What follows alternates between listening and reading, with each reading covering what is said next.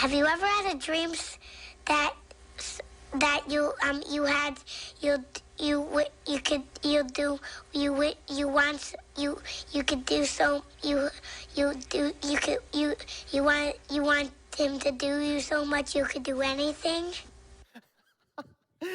Talk about stutter. Who remembers that video going viral? Um, it is an Oilers game and Mother's Day, but so glad you're here. And if you are a mom in this room, shout out to you guys. We hope that you were loved and appreciated sometime today. But I'm excited for us tonight at The Project, if you are here joining us, and hopefully you can join us afterwards watching the Oilers game in the gymnasium. If you're brand new or just kind of hopping in pretty recently, we started last week a collection of talks called Did I Stutter, meaning going through the, kind of like a case study of the life of Moses. And just kind of taking a look at his life, some stuff, some accomplishments and failures that he kind of went through in his life and what we can learn from them as applications today in 2023. And what I love about the story of Moses is that he's a man who knows his limits, his inadequacies, and continually learns over the course of his life on how to depend on a higher power, a stronger power, which is God.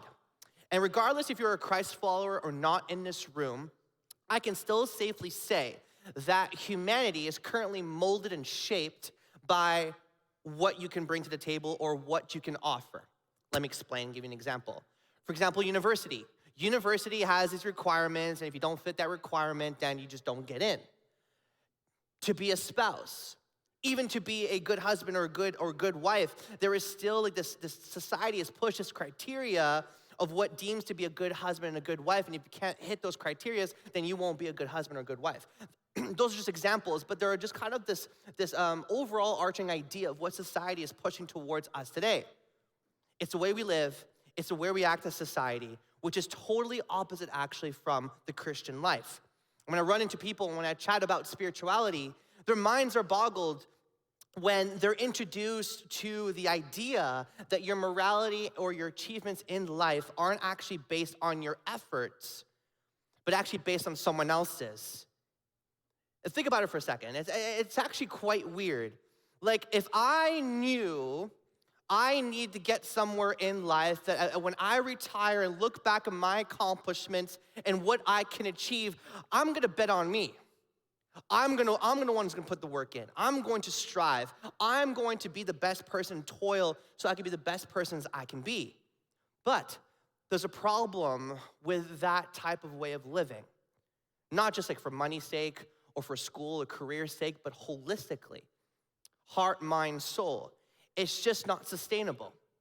It's not. Even with belief systems, look at other religions that people follow. And when I make this comparison, I do not want to bash or mean this in a derogatory way. I'm just simply stating comparison from my worldview as a Christian, as a Christ follower, knowing that Jesus is the absolute truth. But a lot of my family, extended family, follow Hinduism. Let's look at Hinduism. There is an infinite amount of manifestations of God. A Hindu's goal is to become free from a law of karma, to be free from continuous reincarnations. Only the soul matters, in which one day you'll be free from the cycle of rebirths and just simply be at rest. That's Hinduism. Let's take a look at New Age beliefs. New Age, they believe that we ourselves are God. New Age kind of promotes the development of the person's own power or divinity. We're not talking about transcending God anymore, but actually a higher consciousness of ourselves. Let's look at Buddhism. The belief that actually there is no God or gods exist. Their aim is to achieve nirvana, which is a state of complete happiness, and to let go of all the sensual desire and attachment to oneself.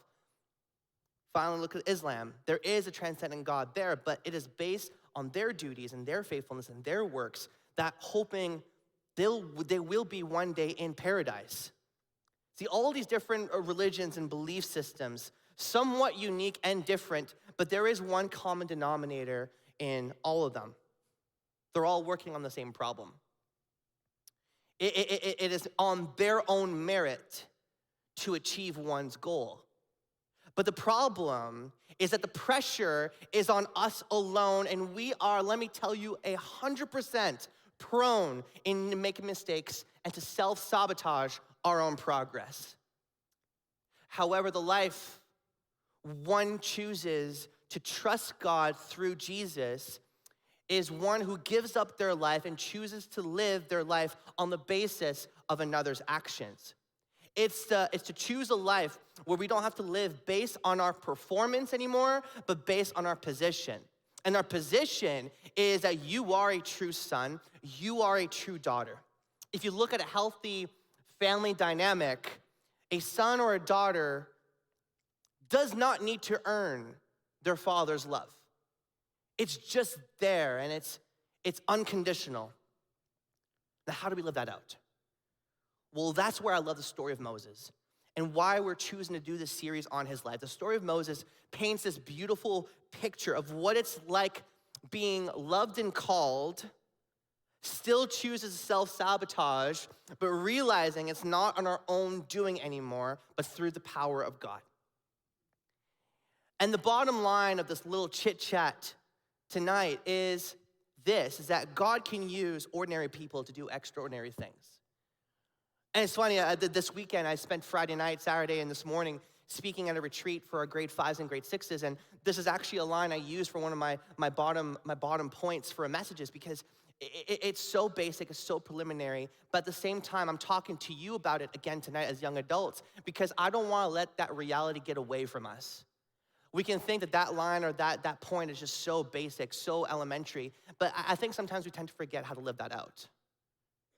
And as young adults, I'm not questioning your intelligence or your logic or your cognitive ability, but hearing that statement sometimes gets away from us. And I just kind of want to bring us back towards that and understand what does it mean that God can truly use people like you and us, ordinary people, to do extraordinary things for God and his kingdom and his story.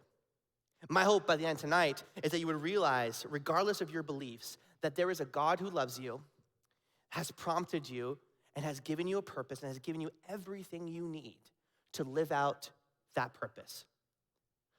But Moses, he's like all of us.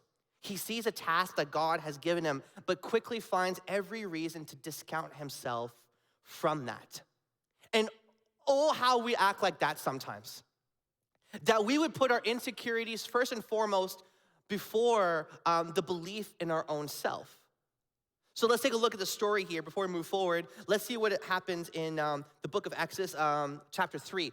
Last week, Jeff kind of gave an intro to Moses, a story about him being drawn out of the water. Today, we have the first encounter of Moses with God, and what does that interaction look like? This is chapter 3, this is what it says. It says, one day Moses was tending the flock of his father-in-law, Jethro, the priest of Midian.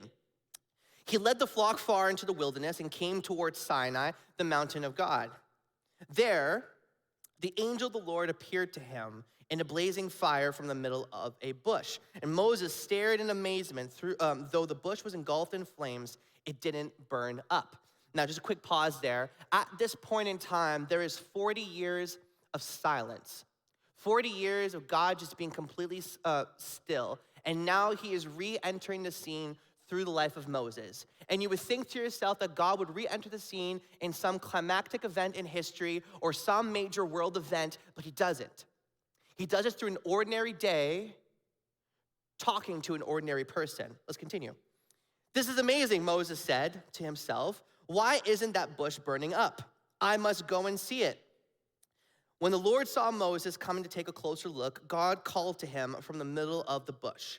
Moses, Moses. Here I am, Moses replied. Do not come any closer, the Lord warned. Take off your sandals, for you are standing on holy ground. I am the God of your father, the God of Abraham, the God of Isaac, and the God of Jacob. When Moses heard this, he covered his face because he was so afraid to look at God. Then the Lord told him, I have certainly seen the oppression of my people in Egypt. Listen, I have heard their cries of distress because of their harsh slave drivers. Yes, I am aware of their suffering. So I've come down to rescue them from the power of the Egyptians and lead them out of Egypt into their own fertile and spacious land. It is the land flowing with milk and honey, the land where the Canaanites, the Hittites, the Amorites, the Perizzites, the Hivites, am I rapping now? And the Jebusites now live. Look, the cry of the people of Israel has reached me, and I've seen how harshly the Egyptians abused them. Now go. Go, for I am sending you to Pharaoh. You must lead my people, Israel, out of Egypt. We have to know that Moses was not an extraordinary person. As a matter of fact, he's fresh off the scene of killing someone, running away and trying to find a new life to hide behind. That is what's happening right now in Moses' life as a context.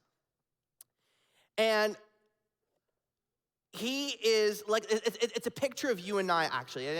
And you may not killed anyone recently, I hope.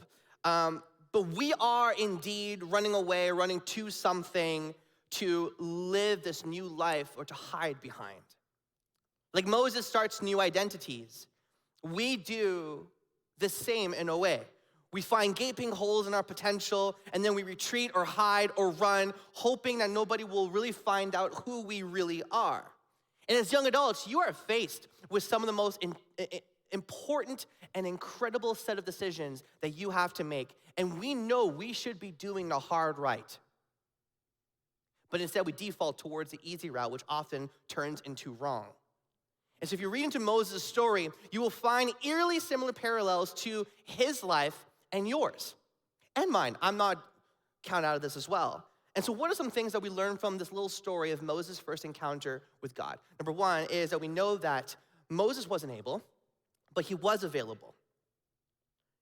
It's totally counterintuitive to the ways of this world.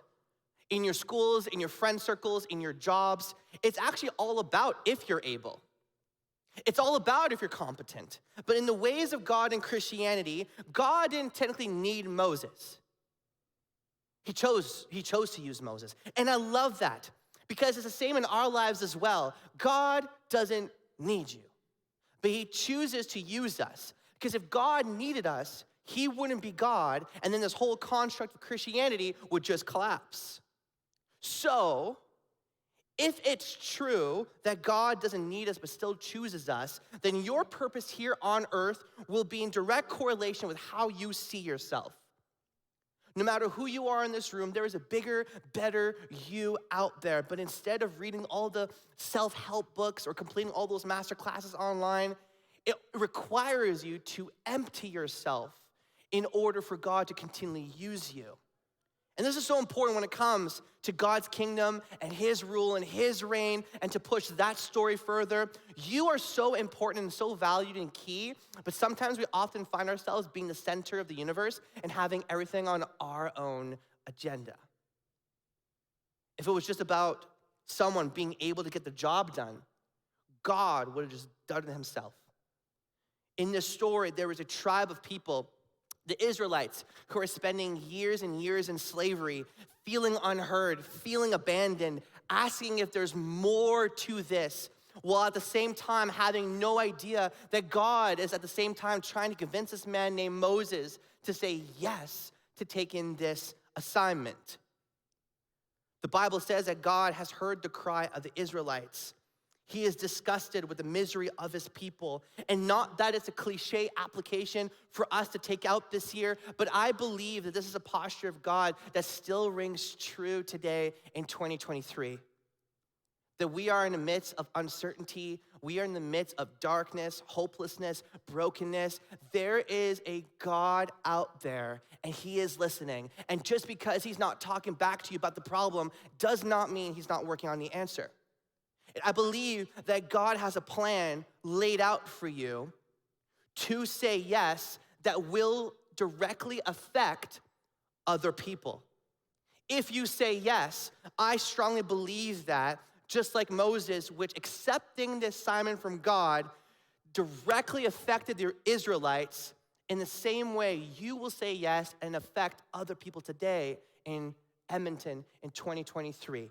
That if you say yes to God, the world will be a better place because you have said yes to Jesus. The second thing we learn from this story is that Moses was afraid, which means he was doing it right. Although most of us know the ending to the story, Moses takes the assignment, he takes the task. We'll go through it a little bit here, but there's quite a bit of negotiating. When God called Moses, he was known for his four famous excuses. Let's just break it down real quick here. The first excuse is, I don't have all the answers, God.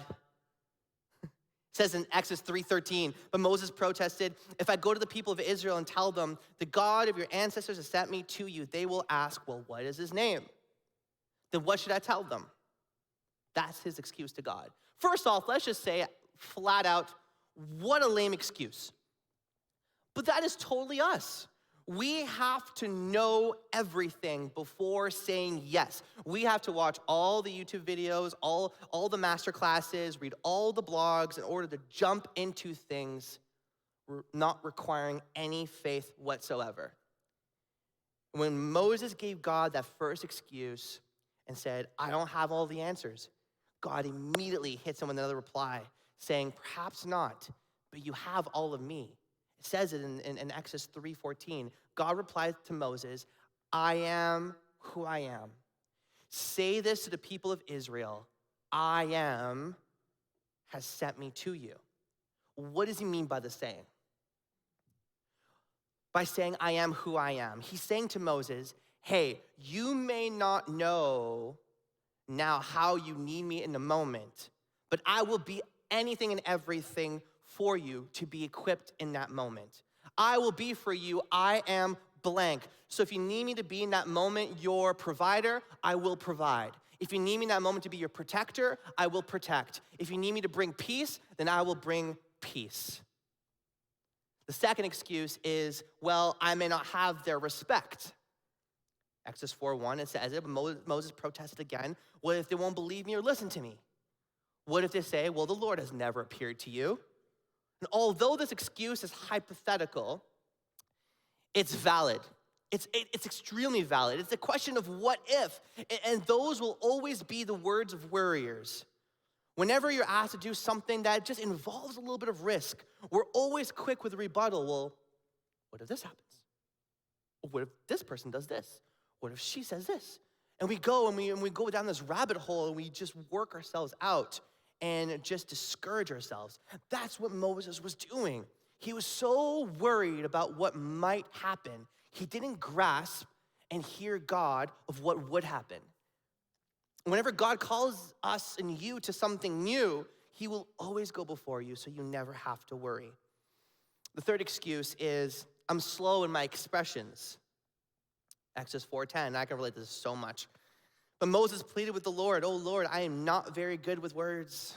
I have never been, and I'm not now. Even though you have spoken to me, I get tongue-tied and my words get tangled.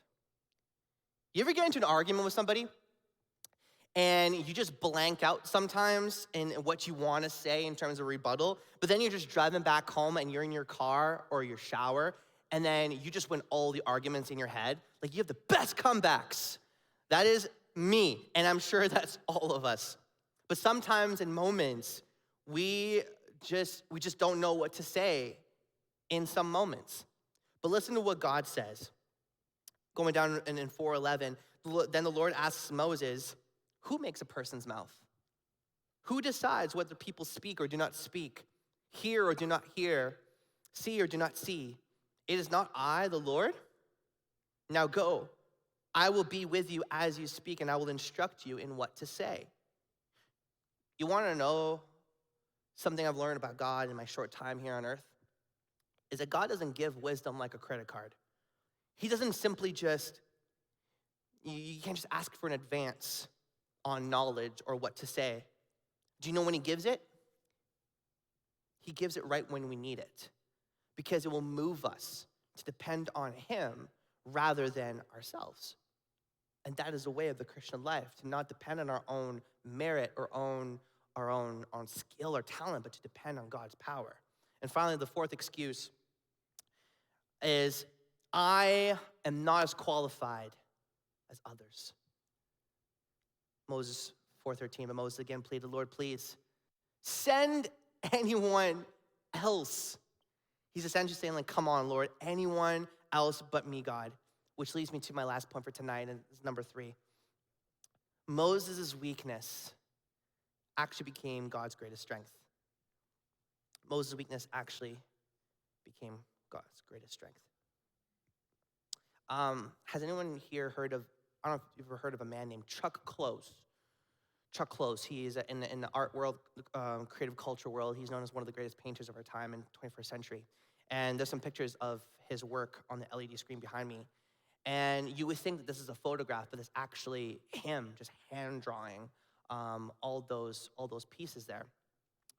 And but I'm not sure if you know this. If he suffers from something called prosopagnosia, which means prosopagnosia is a condition that leaves him unable to remember or recognize faces.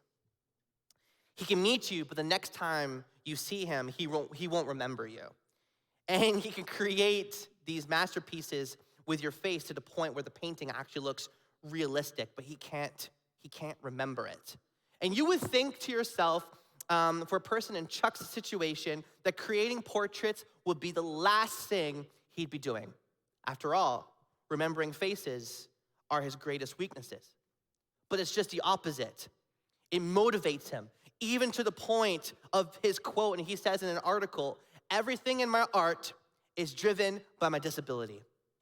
Everything in my art is driven by my disability. And I love that. It's intense, because what he's saying is that that's what makes his work so much more brilliant. It shouldn't be coming out of him, but it does. His greatest weakness has become his greatest source of strength. It's provided a platform where his greatness can be amplified. Out of my 6 years at Hope City, I've only shared this story once, and it was to my youth kids way back in the day. But I haven't really been sharing about this a lot. I remember when for those who don't know, I accepted Jesus when I was 17 years old. So I was at the end of grade 11, going towards grade 12. And for me, it was a complete life change. Whatever you think about Christianity, for me, it was a flip. It was absolute. My mindset has been restored. Understanding what Jesus did on that cross for me, it allowed me just to think differently and become passionate about the things of God and the church from then on. And I wanted to be all in. I wanted to dive in head first, and they threw me in the deep end. At the start of grade 12, I wanted to help out with kids, children's, nursery, you name it. And so they put me as a junior high leader. And then I accepted God in May 2007. May 2007, and fast forward to November 2007, 5-6 months-ish, I got invited to this student leadership conference. So it's kind of like a church conference for just a bunch of student leaders and stuff like that in Ontario. And I went, and long story short, I felt, it was the first time I really felt God speak to me. And he made this huge shift in my life, and he prompted to me, hey, Ruben, you're going to be not going to what you're planning on doing, but you're going to be ministry, meaning becoming a pastor, vocationally as a career. I'm like, I do not know how to take that, because my whole life, I'm finishing off high school, prepped for grades, ready to apply and go to medical school, and that was my plan, to be a radiologist. And then God just kind of very, very abruptly interrupted my plans. But I knew that it was a call from God, and I was there, and I was at the front, I was kind of worshiping, and he says, Ruben, you're gonna be a pastor to the next generation. And I was looking around, I was like, what is going on here? And closed my eyes again, and he says again, Ruben, you're going to lead my sheep for the next generation. And I looked around again. I felt like someone was playing a prank on me, I swear. And I said, okay, God, that's you. Say it one more time. Third time's a charm, right? It's not biblical or anything, but I felt it was good in the moment. And he says, Ruben, I'm calling you to go to ministry and become a pastor. And I was so scared, I almost peed my pants. It was just absolutely nuts, because I was like, this is the realest moment I've had with God so far. And he's calling me to become a pastor. So I go and talk to my youth pastor at the time, and I said, hey man, this is what God talked to me. No, crazy, right? Let's just leave it alone. And as a matter of fact, and he says, as a matter of fact, Ruben, God actually spoke to me too, and he was telling me about you and how you're meant to go to ministry. And I'm like, oh, crap. And as a matter of fact, Ruben, I want you to preach a message at youth in the springtime. And that petrified me, because I need you to understand something. Me growing up in elementary school and high school, I had a massive stutter problem. like people can stutter and like accidentally like mess up some words. No, I messed up every second word my entire life up until grade 12. And I had a speech impediment on top of that. So I had speech therapists, I have counselors, therapists help me out. So I had to do school and high school, and I would perform my speeches to my teachers in private because I literally couldn't do it. And so when my youth pastor tells me, hey, you with the massive stuttering problem, you're gonna preach to youth, I was like, this is a prank, and that's a good one. And my sister was there, and she was like, yeah, good one, pastor, because he'll do awful. I'm like, okay, thanks for the support. Hate you. And I go, and stress and anxiety just become me. And I'm not looking forward to this. I'm dreading it, and I go, and the spring comes, and I go, and I prepare my message, and I go, and I speak it, and I can't tell you what happened. It was just all a blur. And I went up, and I preached, spoke for the very first time in grade 12, and the message is done. I look at my sister, and she's in my front left, and just her jaw is just, because the message was horrible. It was just so bad. But I didn't stutter once. I didn't have problems with my speech impediment. And in that moment, and I know it's sometimes for us in this room hard to grasp, but God healed me in that moment of my speaking problem. My stutter, my speech impediment, it was just gone. And I knew at that moment that God's call was right. God's call was evident on my life. And I needed to say yes. I needed to follow in that footstep. And still to this day, good to go. It's funny because this is all on God. And so it's kind of funny because like whenever I I can't believe I'm sharing this. When I neglect my devotions or neglect my prayer life a little bit, my stutter starts to come back. And it's just funny because some of my closest friends know who I am. And when they hear me stutter, they're like, are you good with God? And it's just embarrassing. But you know, I love speaking, love communicating. People will give me compliments. I'm flattered, I appreciate that. But I know that it's not me, literally not me. And I know that in order for me to do this, I have to fully depend on God in order for him to work through me. It's not my own power, it's not my own talent.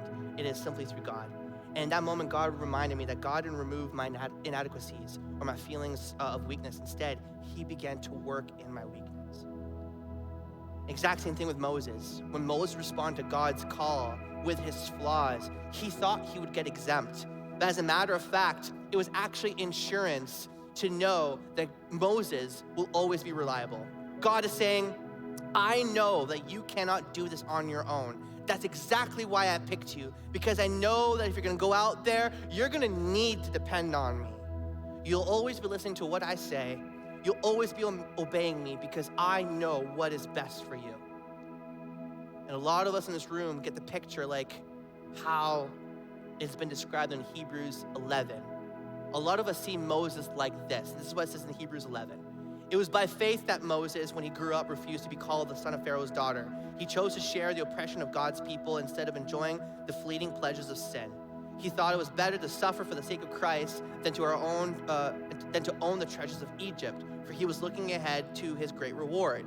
It was by faith that Moses left the land of Egypt, not fearing the king's anger. He kept right on going because he kept his eyes on the one who is invisible. It was by faith that Moses commanded the people of Israel to keep the Passover and to sprinkle the blood on the doorposts so that the angel of death would not kill their firstborn sons. It was by faith that the people of Israel went through the Red Sea as though that they were on dry ground, but when the Egyptians tried to follow, they were all drowned. Why am I reading this? This portion of the Bible in Hebrews 11 is considered the Great Hall of Faith. It is a chapter that highlights and shouts out different biblical characters and the amazing things that they have done. So it's so easy to look back on Moses' life and to think he was a hero and he was absolutely fantastic, but we tend to forget that he actually failed to accept God's call, not once, not twice, not 3 times, but 4 times. And when he actually accepted the call, he did so reluctantly. What does that tell you and I? We think that the people who are called or to do great things by God have to be people that fit the certain criteria to be used. And that type of thinking, let me tell you, can be damaging. You may not be who you want to be, but you are exactly who God needs you to be. And that is why God is choosing you to be part of his plan and for his purpose. Hebrews 11 also mentions heroes like Abraham. But did you know that he was too old to have kids and lied about being married to his own wife? It mentioned a guy named Gideon, but when reading his story, he was more insecure than a 15-year-old girl. It mentioned Rahab, who was a hero, but she was a prostitute, and society definitely treated her like one. It mentioned King David, but we tend to forget how he had an affair and caused her to get pregnant, and on top of that, killing that husband just to cover it up. Do you see the pattern here? I strongly believe that God has a plan and a path for each of us, but you're reluctant to say yes because of either your past, your insecurities, or your commitment level. If God can use people in the Bible who are an absolute hot mess, what more could he do with you? Remember, you don't have to be able, you just have to be available. You just have to say, yes, I am willing, I am open, I am free to be used by you in whatever case and scenario. In just a second here, literally just in a minute or two, we're gonna be singing this song, which is new to pretty much all of us. It actually just came out just a couple of weeks ago. But I love this line in the bridge. It says, I sought the Lord, and he heard, and he answered. I sought the Lord, and he heard, and he answered. And I love that, because in moments of insecurities, in moments of doubt, in moments of fear, in moments of skepticism, I know that I can look towards God and he will be there for me and he will come through for me. And as we close off and enter into just a response time of worship, let me ask you something to think about for a second.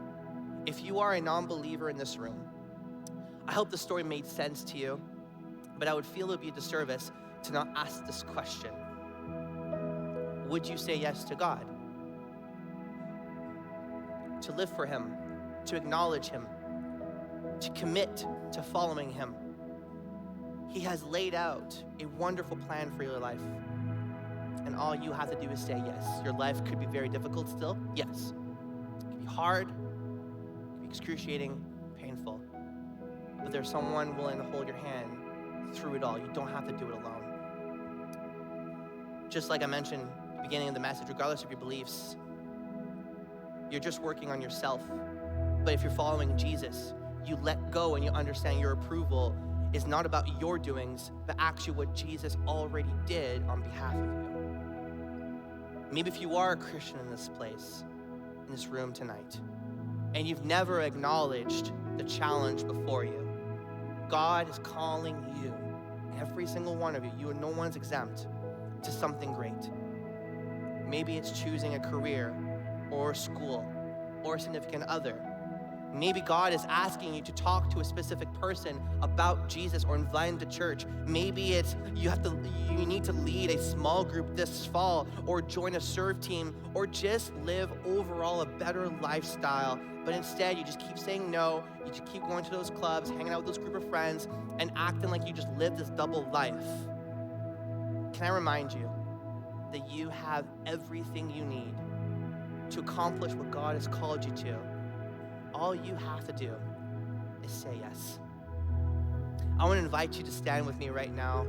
If you can, I would love to pray for you. And this is I hope is an encouragement, but also a challenge at the same time. Learning through Moses' life to understand where your limits are, but also understand the great power God holds. And a lot of time we run to our problems and complain to God about how big our problems are.